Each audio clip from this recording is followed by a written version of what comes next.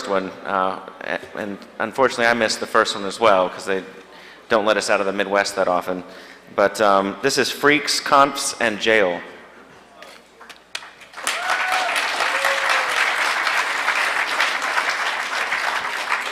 Wow, so there's a lot of more people than I kind of expected to see for such a kind of tough act to follow as Rambam there. So I don't have a presentation with me yet because we brought the wrong laptop, but I'm going to start it anyway because I know what the slides are in my head, and you can just kind of visually follow along because who the hell needs PowerPoint or anything like it? So where I'm going to take you back to is something that actually is still an active and ongoing scene. It's the Conf scene, and that's kind of a critical core part of what it is to be a Phreak from a social perspective, at least. There's obviously a lot of technical Phreak stuff that has been available this weekend, and I'm sure we've gone over it, but Confs are an area that really hasn't been captured by any of the talks so far, and I've never really talked about this before because I don't want to leave in handcuffs. I'm hoping that that won't happen this time. So what's a conf? Let's kind of take you back to the late 80s and early 90s where a lot of this got started. To be clear, confs existed before that. Phreaks would meet on loops to talk and so forth, but really toward the end of the 80s, like 86, 87, 88, is when the big teleconference scene got started. So at this time, there was no big internet series of tubes. There was no real scene as far as being able to meet people electronically. You actually kind of met other Phreaks, in person at 2600 meetings and the like. So what we had back in the late 80s was 2600 magazine, some 2600 meetings, some things along the lines of local, computer clubs. There was a pretty active one that, guy you may have heard of, Steve Wozniak, was involved with down in Silicon Valley, and he was one of the earlier Phreaks. But there wasn't really the kind of online communities that you had now. The closest thing that we had at the time was BBSs, and you probably, SketchCow did, I think, a 37-hour-long documentary on the BBS scene that he has for sale this weekend. It says NT loader not found. What? I'm just kidding. Oh, okay. Yeah, Barcode likes to give me shit about running Windows. So there were some Phreak BBSs at the time, but basically just to capture the way that you interacted wasn't things like IRC. It wasn't things like message forms. It wasn't a lot of the things that you had now. So you really need to put yourself in that space to kind of understand what this scene's about. So what is a conf? Well, a conf is basically a thing that you can dial into where you can talk to multiple other people all at the same time. And I'm going to try and type my password at the same time. There is never a hope that I've done where things have run on time. And this is actually, I think, not the first equipment malfunction I've had either. So. God, your password is still secret? No. So, hey, Barcode, turn your mic on. So let me introduce somebody who's on the stage with me who ran and grabbed my laptop. Okay, hey guys, whoever's running AV, can we get one of these mics turned on somehow? No? All right, you may have to just come. Oh, yeah. Awesome. That worked. That one works, but this one doesn't work. It's my talk now. It's your talk now. Can we get his mic on, please? Yeah. Hey. Oh, so are you going to be the conf operator's friend? Okay, do we have video? No? Function F4, do we have video? How many hackers does it take to get a projector? Oh, look at that. We got video. Yay. Yes, it's Vista. Yay. Okay, so we already covered this slide. There's so how do you meet other hackers? Well, BBSs, confs, all that sort of thing. And so 2600 at the time was more of a Phreak publication. And so there was like a real big hardware hacking scene in the late 80s, but there was, basically as far as what we did, it was more phreaking. And that's what a lot of the articles, if you look at older issues of 2600 magazine, covered. Blue boxes at the time, I'm sure you've all heard of a blue box, especially if you were at the History of Phreaking talk this afternoon. They still worked for the most part, and a lot of people were using them. If you dialed into a BBS, you could dial it into a bit rate of 300, 1200, and 2400 BPS, which is good enough for text, but not really much in terms of downloads. Most of them were long distance. Does anybody raise your hand if you remember like actually getting a long distance bill over $100? I don't know who got my long distance bill. So I'm surprised actually that we have that many people, but if you were a BBS sysop especially, you were accustomed to getting a phone bill at least $500 typically any given month. So toll charges were real. People wanting to find ways to avoid them legally or not was actually a fairly big deal. And I got busted just to kind of like reveal my age a bit. You can do the math. I got busted in 7th grade for blue boxing and for AllNet codes, if anybody remembers what AllNet was. So, class of 1992, still internet access wasn't widely available. There was a big debate raging on the internet, which was still largely an academic and government network at the time, over whether to let AOL on. They probably shouldn't have. BBSs were really in their heyday, and I got in on the game. I was running the bin BBS, which had kind of a secret area for phreaking stuff in it and wares and the like. And it's kind of funny because the Dark Tangent and I were both in Seattle, and we traded messages back and forth since we had a relay network, and had a lot of the same users. He ran a Dark Tangent system. And 2600, not to be outdone, ran a BBS, but with a twist. It was the 2600 voice BBS. And so if you didn't have a computer, you could call into the voice BBS and you could participate in an online message forum, sort of, except you dialed in. Blue boxes, by the early 90s, we'd mostly gone to digital switching, and so for the most part, you could still bounce off C5 networks in some foreign countries. You could bounce off of China Direct, for example, but it was pretty avant-garde. Like the techniques that people had learned, like dial armory recruiting and blue box off of that, off of their toll-free number, largely didn't work anymore. Red boxes still did work, and in fact, a lot of calls to the 2600 voice BBS, most of them, is my guess, were made by Red Box. I made more than a few of them from the payphone at the school a block away from my parents' house, and it was considered like, we have netiquette now. Well, one of the pieces of 2600 voice BBS etiquette, which was widely ignored, was don't blow tones into the phone, like making fake quarters while you're leaving a message on the voice BBS. So you'd be listening to a message, somebody saying something, and then to cut in, please deposit 25 cents for the next 1 minute, and somebody deposit a fake quarter. And then Confs, which we talked about already, began to gain popularity, but there were not a lot of conferencing systems, and Alliance teleconferencing, run by AT&T, was the primary one that people were using. And these things were very expensive. Typically you would pay 40 to 50 cents per minute per participant, so they were kind of aimed at high-end businesses. So why, if you're a phreak, would you want a conf? Well, it's a social thing. You could talk to other people who had similar interests. On the phone, nobody knows that you're a 16-year-old pimply-faced dork in Wisconsin somewhere. And very often, when you get a whole bunch of people with a phone and a big ego and a lot of boredom together, some hilarity ensued.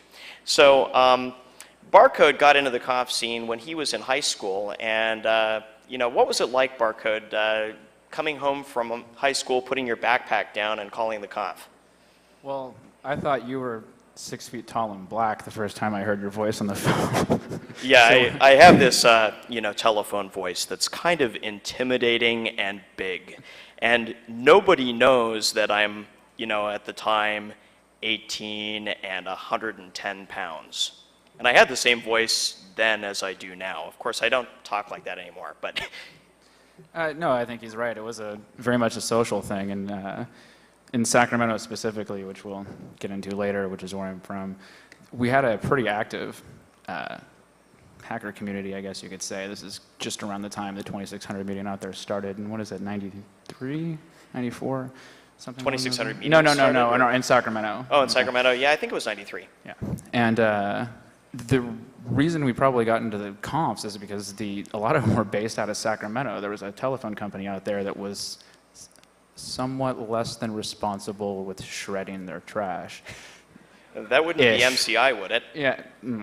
And and the Prophet here had ultimately somehow up in Seattle where he was gotten a hold of some of the conf numbers. They were just voice bridges that they'd set up for these multi-level marketing companies.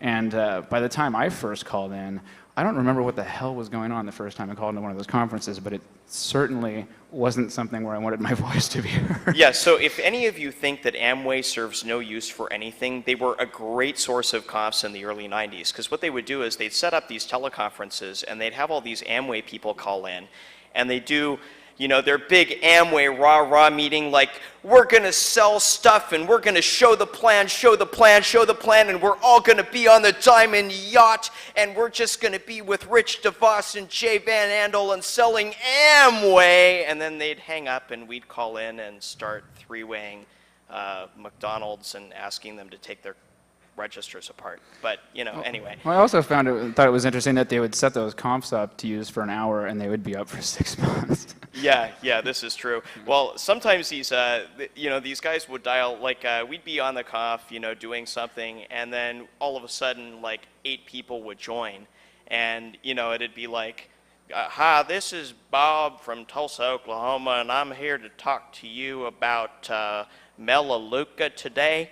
And, you know, like, sometimes this happened at awkward times, like when we were three-wayed with, you know, like airlines trying to get them to, you know, give us free tickets or something. So, yeah, I guess that segues nicely into prank calls. So, one of our favorite companies to prank was OCI. And this was an alternate operator service. So, you know about Verizon and, you know, the Baby Bells and the large long-distance companies like Sprint and so forth. Well, there were a lot of providers that we'd call telesleaze providers that basically existed to rip you off when you made phone calls on your calling card from payphones by hoping you wouldn't notice that it was like some sleazy provider instead of the real phone company. And OCI was pretty much at the top of that game.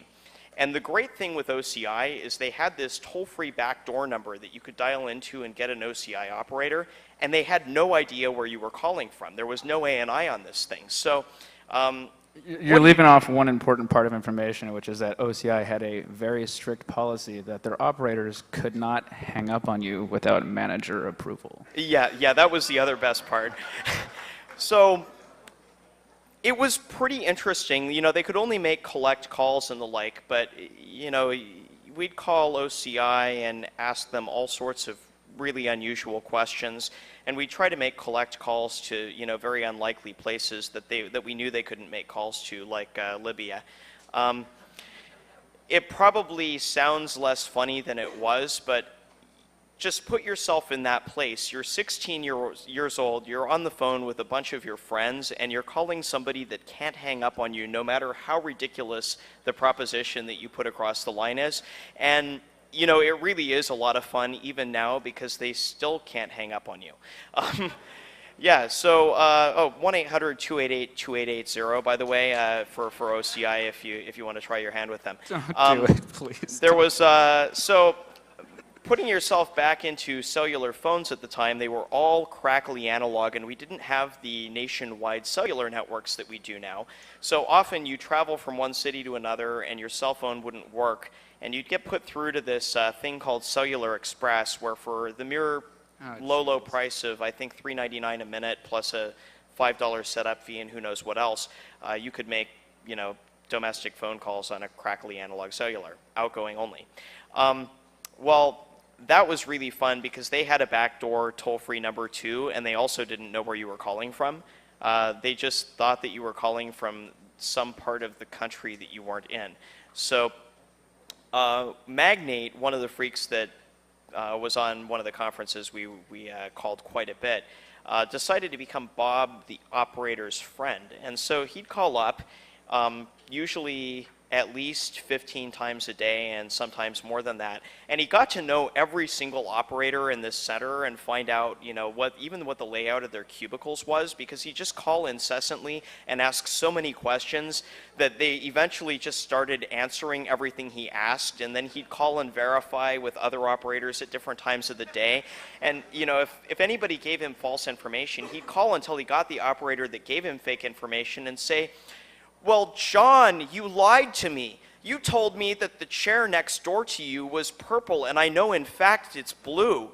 Why would you lie to Bob, the operator's friend?" And, it eventually got to the point that they knew his voice so well that he'd call up and they'd say, "Hi, Bob, the operator's friend." Well, he'd challenge them. And I have to say, first of all, that this guy was just an epic prick. He was the worst person I've ever met.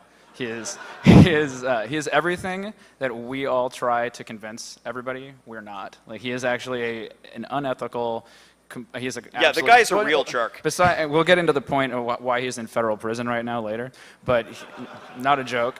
But I would be in the car with this guy, and he'd be on, random cloned brick phone 3 of the day, and I would listen to him do this, and he would call OCI, and he would say, "Do you know who this is?" Well, he'd actually call Cellular Express. Whoever the hell he was calling, and they would say, "Bob, the operator's friend," and he'd say, "It is Bob, the operator's friend. Good. I'm not going to bug you anymore today. Send me to another operator." And it would just be, and it never ended. And I'm glad the guy's in jail, but we'll get into that. Well, yeah, but the reason that we're glad he's in jail has nothing to do with Bob the operator's friend, which was really funny, by the way. And nobody does stuff like this anymore, I don't think. Maybe they do. AOL tech support was an endless source of amusement. It didn't used to be, "Thank you for calling AOL tech support. This is Jim, may I help you?" It was, I don't know, with apologies to any Indians in the audience with a thick accent. It was based in Dulles, Virginia, I believe. And so you'd get somebody who spoke English and who had been trained to be really nice to really dumb people on the phone, because that's kind of who AOL's customers were. And you could call up and say, "Now, I'm trying to sign on to the interweb and everything, and when I click on the program, ain't going nothing but beep beep and the lights on my pickup truck flash. And I think AOL, done haywired my wiring on my 68 F-150. And, this was one of the tech support calls that we'd put through. Like, we'd try to convince AOL that somehow, they were messing up our pickup truck, and they would actually very, very, very, very spend a lot of time, trying to convince us that we shouldn't sue, because there's no way that they could have done that. And these guys would just dig themselves deeper and deeper. It was pretty funny. Like, they offered to have the legal department call once. Waffle House, now that may seem fairly unlikely. It's like this chain in the Midwest of waffle restaurants, and the PLA, evidently, one of the PLA members, I don't know quite what the story is, and they'll be doing a panel later, so you might ask them, but my understanding of this is, at one point, somebody from the PLA went to Waffle House and didn't get good service from one of the waitresses there, and so, having gotten the name of this waitress, they just called her incessantly for months and asked her all sorts of questions, well, I won't get into the kinds of questions they asked. Good call. Yeah, because this is being filmed, and I don't want to get myself in any trouble. And then the last one, but definitely not least, that came to mind as far as prank calls, was Fred Meyer. Now, Fred Meyer is, if you know what Walmart is, Fred Meyer is kind of like a Walmart, except that at the time they sold random things like lumber and, auto parts. But you could dial up Fred Meyer, and if you convinced them to transfer you to a particular extension, then you would be on the in-store announcement system for the store. And you could make any announcement you wanted over the phone, and everybody in the store would hear it all throughout the store, and there was no way that they could make this stop except by powering down the phone system, which nobody knew how to do because AT&T ran it, and they had to get AT&T out to power the system down.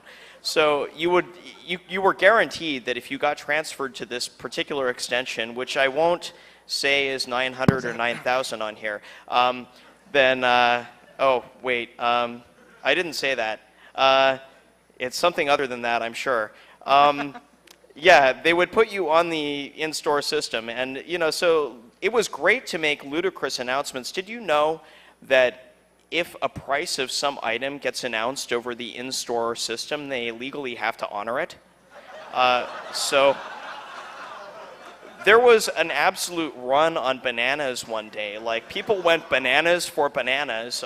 They were only 9 cents a pound. It was a great deal. I think they sold completely out of bananas in the Tualet and Fred Meyer.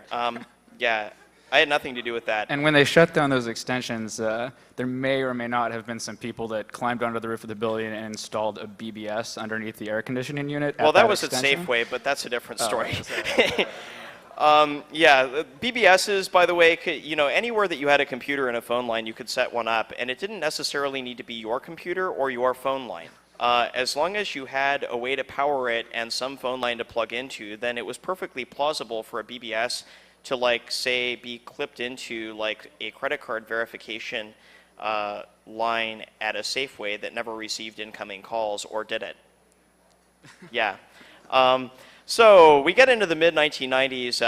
By the way, that BBS I heard might have contained some very illegal stuff.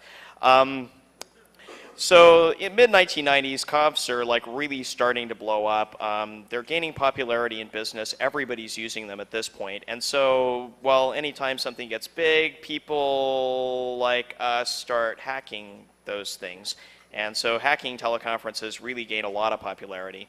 Alliance wised up. They started monitoring conferences periodically because at some point, the percentage of legitimate conferences was eclipsed by the percentage of fraudulent ones. So they started shutting down hacker conferences pretty quickly. So there were the Jet Propulsion Labs in Pasadena, California had a bridge that they only used during business hours, and after business hours it was full of Phreaks.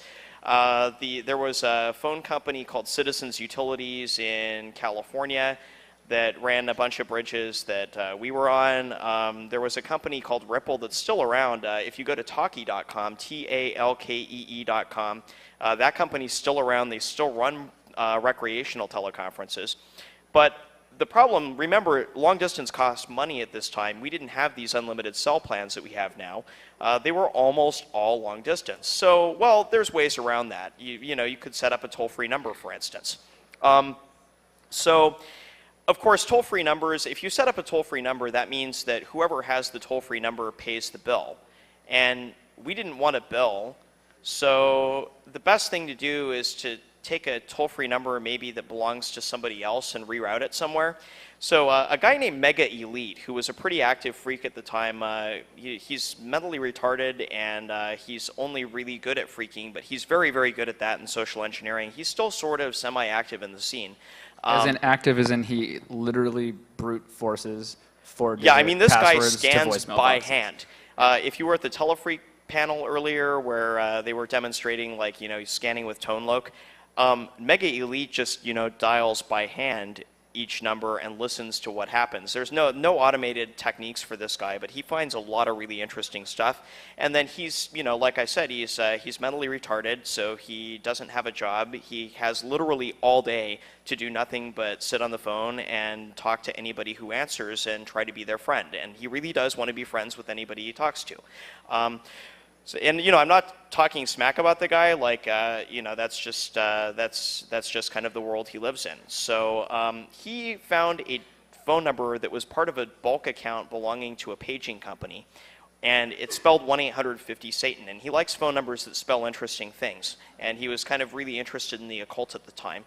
So he found that, and it went through to this disconnected pager. So he knew that it was like an 800 number that was up, and then it went to something that was disconnected. So he did a reverse lookup, which you could do through certain numbers called Resborg numbers that were operated by various long-distance companies, and found out that a long-distance company called Wiltel, which is the most ghetto long-distance company that ever existed. It's now back in its second incarnation, but they got their start by running fiber optic cable through disused gas pipeline in Oklahoma. It was like kind of one of those weird ideas some cowboy had that actually turned into a phone company. And he called up their NOC and got some good old boy in Oklahoma to reroute that number to the RAP line.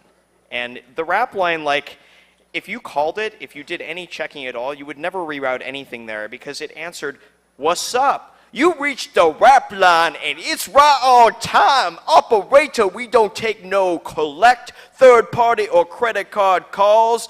And it's like, it was basically like, it was the rap line, it was all about hip hop. And yeah. How did you get me to agree to this? Like, yeah. By the way, I'm sorry. Yeah, there'd be, no legitimate reason to have a toll-free number there ever, and it would be obvious to anyone. So, this guy just rerouted it through, didn't check anything. And so this number was up for literally 3 months. And like, you'd call it and it would be constantly busy. The rap line was constantly jammed full of like a combination of hip hop people and freaks, which was kind of strange. The dynamics got to be, especially when it came to arguments, got to be a little bit interesting. But eventually Wiltel figured out what happened, and they didn't just shut the number down. They did it one better. They were really mad. So they routed it to this internal recording that was a special disconnect intercept that some engineer in the Wiltel NOC set up intentionally. And it said, "Welcome to our long distance service. If you are experiencing difficulty completing your call, please hang up and dial 1-800-I'm-a-hacker. And we've got your number. Thank you." I think that T-Love has a recording of that around somewhere still, but anyway. So in the background, like the cowboy who started Wiltel was making a deal with another cowboy named Bernie Ebbers, who was building a company called WorldCom that then became one of the largest stock frauds in U.S. history. But before that happened, WorldCom ended up acquiring Wiltel in some enormous, crazy all-stock transaction. So I don't know whether the cowboy got out in time before that happened or what. Don't really care. But the end result was the Wiltel engineers left and the WorldCom engineers came in. And one day, some WorldCom switch engineer found this, and thinking that obviously it must have been some act of subterfuge or sabotage by the outgoing Wiltel staff who knew they were losing their jobs, he did the only logical thing, which was to route the number back to the rap line, which of course was where it should have been.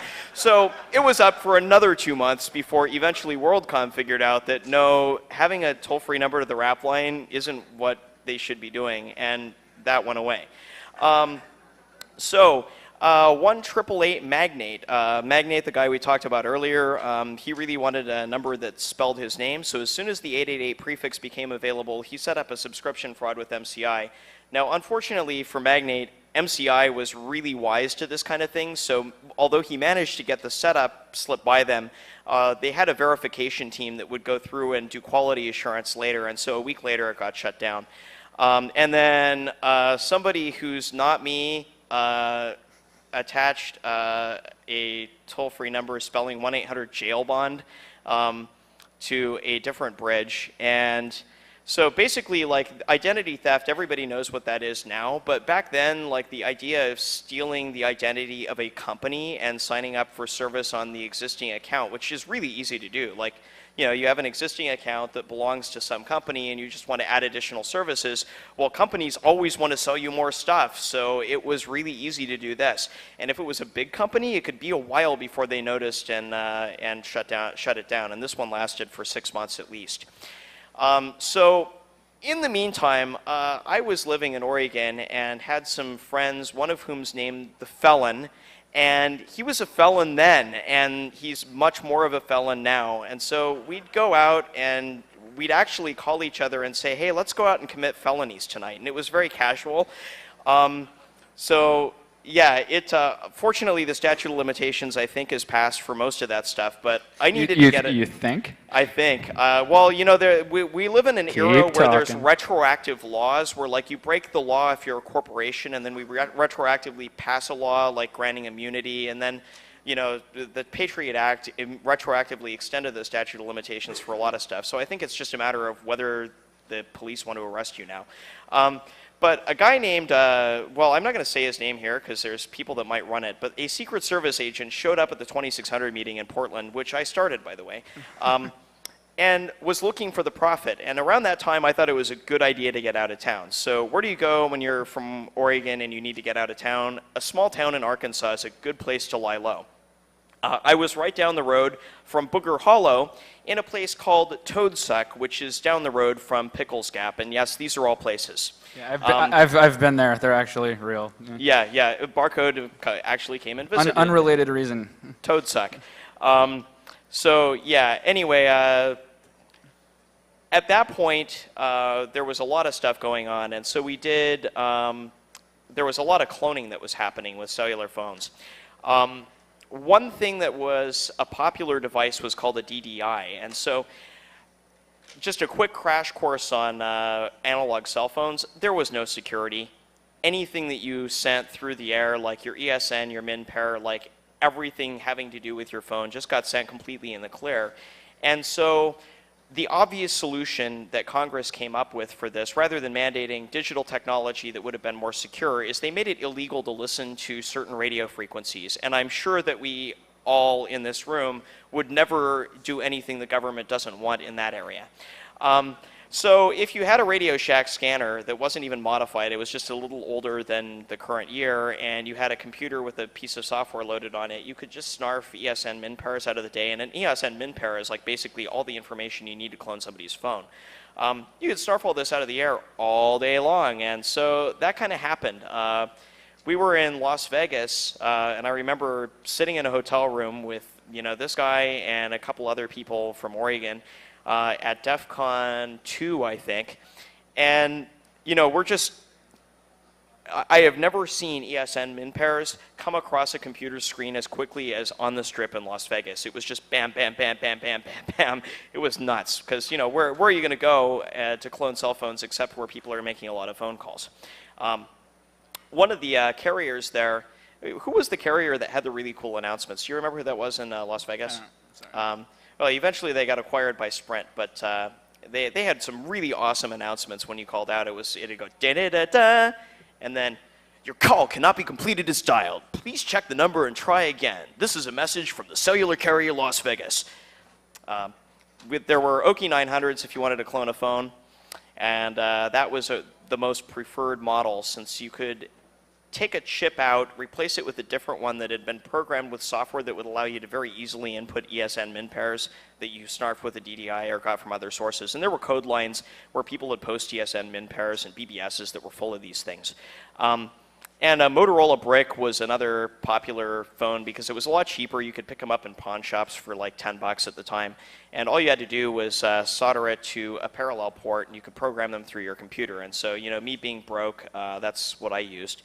At the time, there were manual billing arrangements. You didn't have this electronic billing that you have now, so you could go like trashing for ESN min pairs like at a cellular store somewhere in, say, Mississippi, down the road from Booger Hollow, and then you could take those pairs up to, say, like, Seattle, and you could use them for a good month. And then when the bill for $1 billion like got mailed on paper on like 700 pages to the cellular carrier in Mississippi, only then would your ESN min pair get killed. So, having a pair that would last for a long time was kind of a big deal.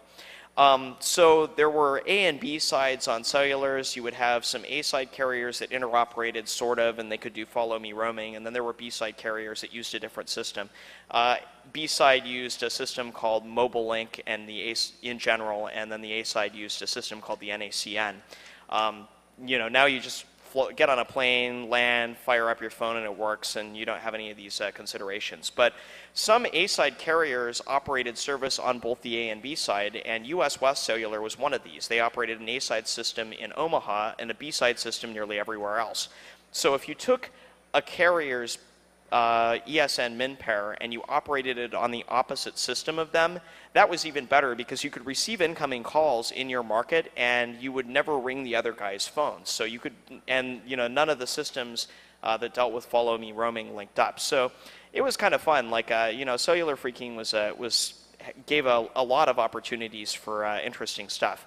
The felon, one of our friends who's still active on Telefreak, cloned, I think, half of Omaha.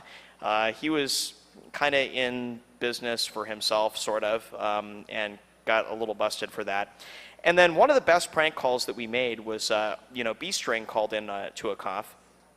And we made a call to the White House and needed to urgently speak to the Secret Service to find out, whether or not the president used Amway products. This was, after one of those Amway conferences, this was something that we really, really needed to know. So they asked for a lot of information, personal about ourselves, and I'm sure whatever we told them was accurate, and then told us that it was none of our business whether the president used Amway products. So I think President Clinton definitely used Amway products. And immediately after that, I've never seen an ESN min pair killed so quickly. Like, 10 minutes later, B-String called back into the conf, and he's like, man, fuck you, man. My ESM mint pair got all toasty, man. What the hell you doing having me call that number, man? It was pretty fun. Then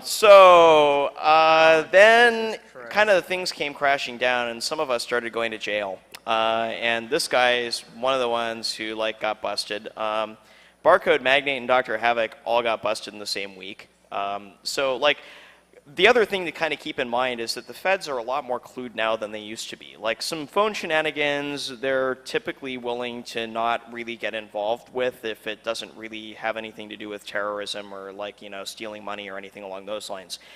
Back then, if you were a hacker, you were as good as a terrorist as far as these guys were concerned. They had not been trained. They didn't really realize that crimes with computers were the same as crimes with other crimes, and crimes with other mediums, and they didn't really understand what computer crime was. So you were dealing with a very, very aggressive law enforcement atmosphere. And the other thing that was kind of fun was there was a lot of infighting. Like the FBI and the Secret Service couldn't make up their mind who was responsible for what. And so sometimes you had people getting busted by both law enforcement agencies on successive days for the same things. And that resulted in a lot of cases not coming off very well. So the feds, to their credit, have much more of a clue now than they used to. So you really have to take yourself back to that time. But Barcode, he probably ought to talk about his bust. Yeah, I ought to jump in here. I gotta take 5 minutes from you. So I'm at TourCon Seattle 2008. And the prophet's about to go up and give this talk. And he says, I'm going up, I'm going to give this talk. I said, oh, that's great. What's it about? He's like, oh, it's about that thing where your mom got pulled out of the shower naked at gunpoint.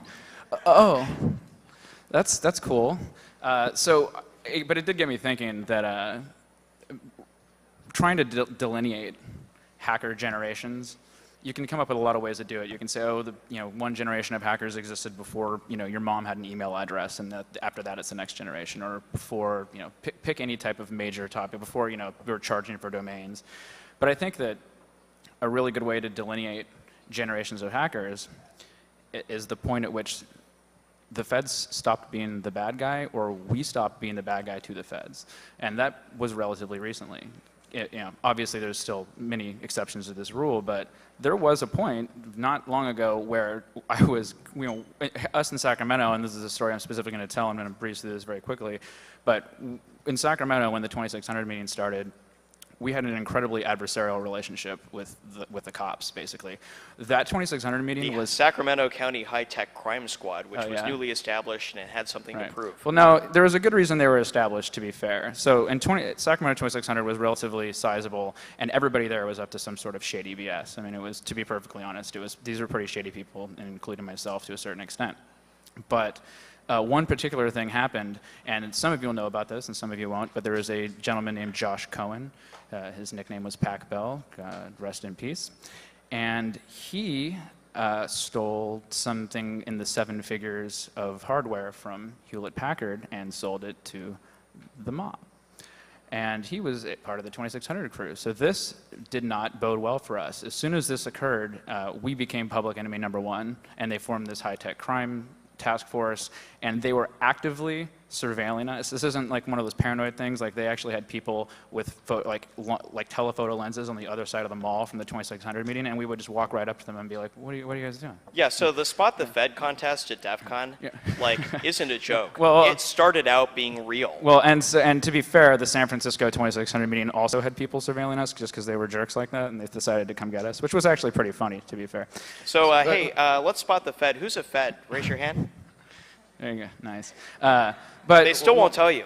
one of the side effects of this was that being, young and pretty arrogant, it was kind of like an ongoing Cold War where we would do things to aggravate them, they would do things to aggravate us, and they even would send undercover officers to the meeting, but we would invite them back to the after party, run their plates, find out they're cops, and walk right up to them and be like, you're a cop.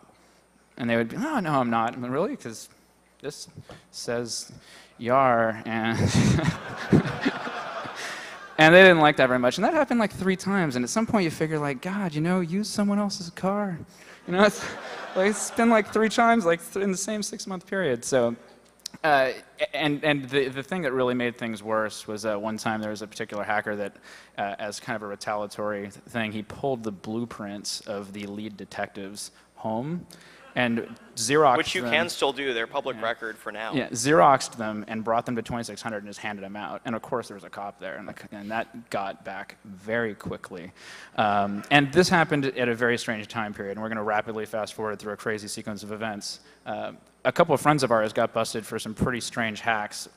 One thing that happened was a friend of ours accidentally, and this is actually the truth, he was trying to break into a system, and that was intentional, and he did, but what he didn't know is that the system was actually some sort of control system for a dam. Yeah, it was a SCADA system, like controlling the Columbia River. So the Secret Service or FBI or somebody got called in, he got busted for this. And this was in Canada too, like it was the RCMP that went after him. Yeah, and so he got busted. He kind of gave some information up, but not really. He was actually a really cool guy, and he tried to, kind of protect everybody.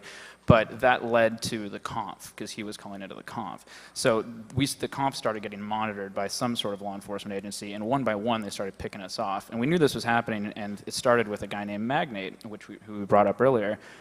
Magnate is just the worst person ever, and he really wanted to get caught. Like everything he was doing, thank you, C. Stone, he really was the worst person ever. He really wanted to get caught. He did really, this guy was like on a clone phone in a stolen Buick, driving over metal road cones, throwing up like a fishtail of sparks behind him on the freeway with both fingers up out the window. This is not a fake story. It was between Sacramento and Lodi. He actually did this. And then just claimed ignorance. Like, I was having a seizure or something, and he got away with it. Great BS artist. So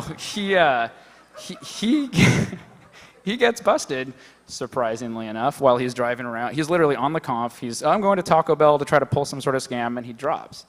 And we get really suspicious because some other people had recently dropped, and we call his employer the next day, find out he hadn't shown up for work, he was still in school, called his school, found out he hadn't shown up, and at that point we knew we were completely screwed. That was it.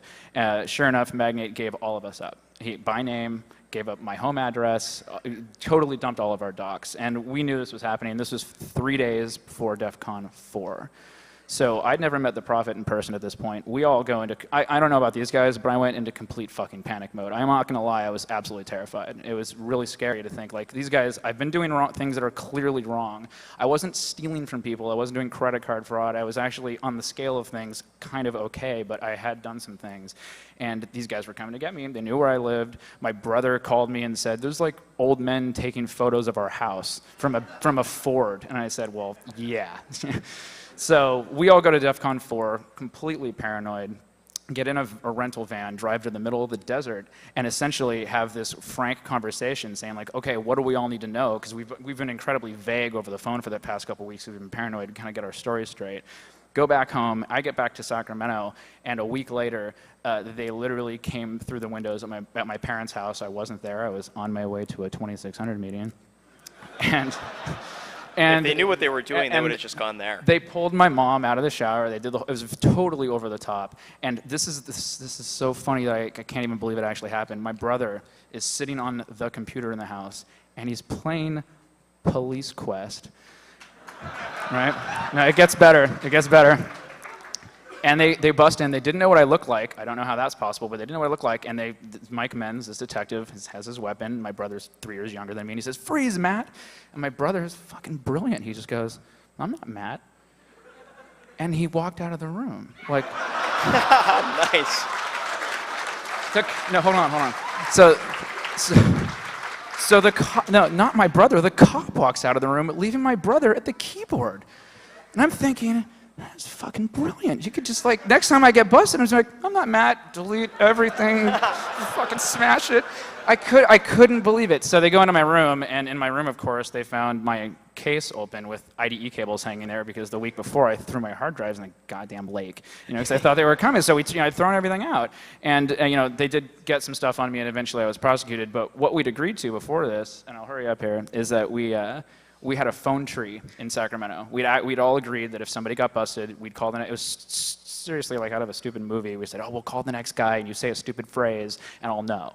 And the phrase, and I swear to God, I've never said this in public, and I can't believe I'm about to say it on stage. The phrase, which we thought was totally brilliant, was, "How are your mother's flowers?"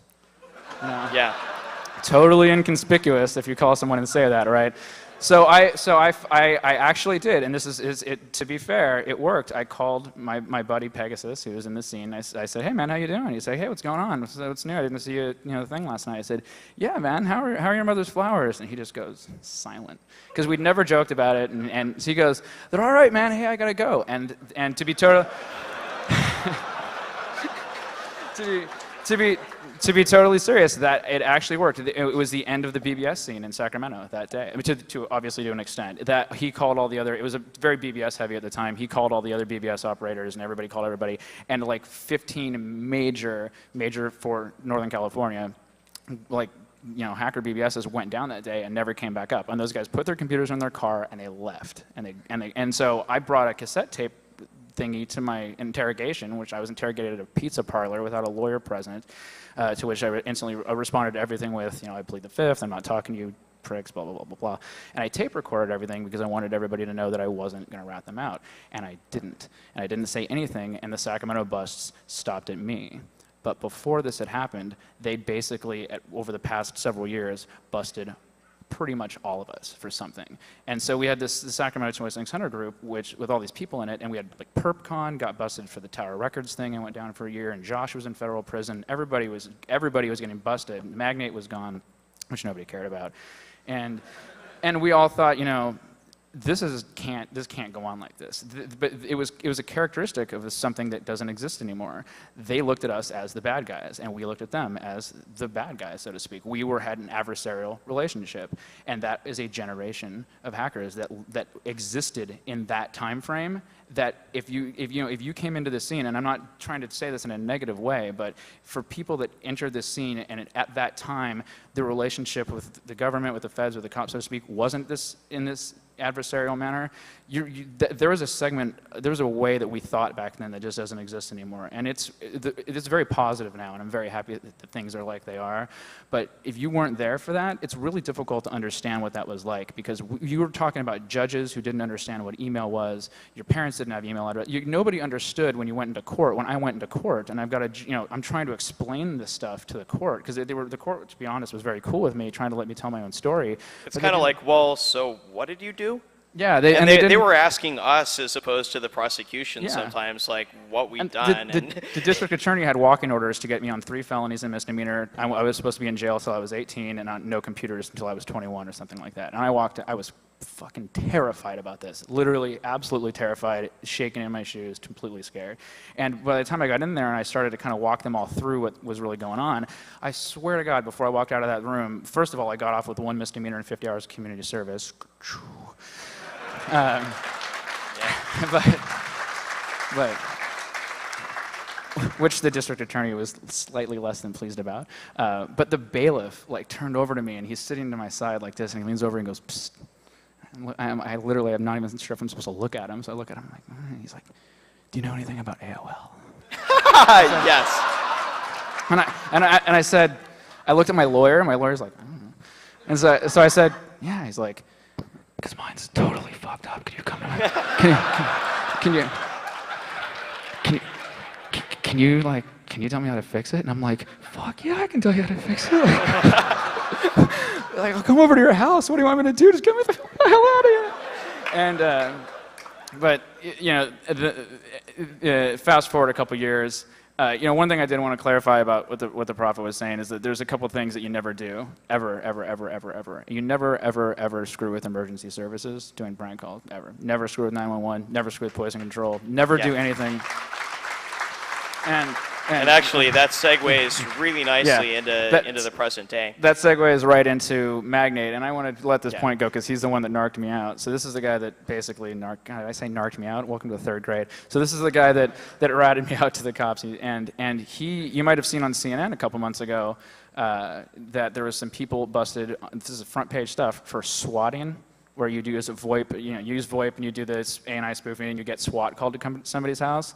That guy on the front page of CNN, Jason Trowbridge, Magnate, the same guy that narked us out about 3-4 weeks ago, he just got sentenced to 16 months in the federal prison. So. Yeah. So this is our last slide, and I'm being asked to wrap up very quickly. But fast forward to today, Confs, they're a dime a dozen. Long distance is effectively free, and we still use them because it's still a social thing. A lot of VoIP freaks hang out on the telefreak.org conf, and you know, if any of you are interested in VoIP, that's a great place to get information and kind of hang out with us. But there's a dark side to VoIP, and that is that it's a very new technology. It's very easy to gain access to SS7 and do all sorts of really nasty shenanigans like swatting. And do all of you know what swatting is? Yes, no? Okay. Well, I'll give you a really quick nutshell of swatting. Effectively, when you call 911, your ANI, which is your phone number, gets transmitted to the PSAP. And I wrote a very, very detailed article about this, I think, 2 issues ago in 2600. I write the Telecom Informer column, by the way. So go pick up the issue if you're interested in this. But effectively, if you call up and you're using a certain set of VoIP services, you can spoof somebody's ANI and make a 911 PSAP think that some hostage situation is going down at somebody's house. And they'll respond with, you know, armed cops and a helicopter and all the things that you would hope that the police would do if somebody were holding you hostage in your home and they were armed and crazy.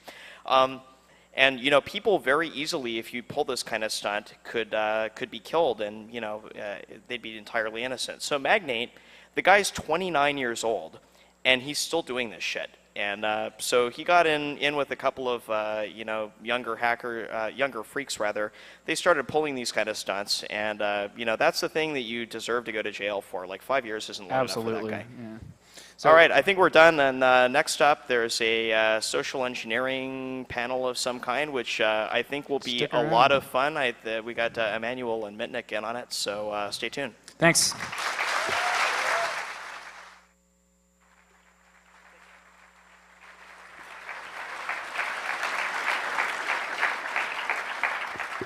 Just a quick reminder, we don't have any paid people that pick up after everybody, so if you could take your beer bottles and your 40s and your various caffeinated beverages and make sure to put them in the trash cans, that would be greatly appreciated.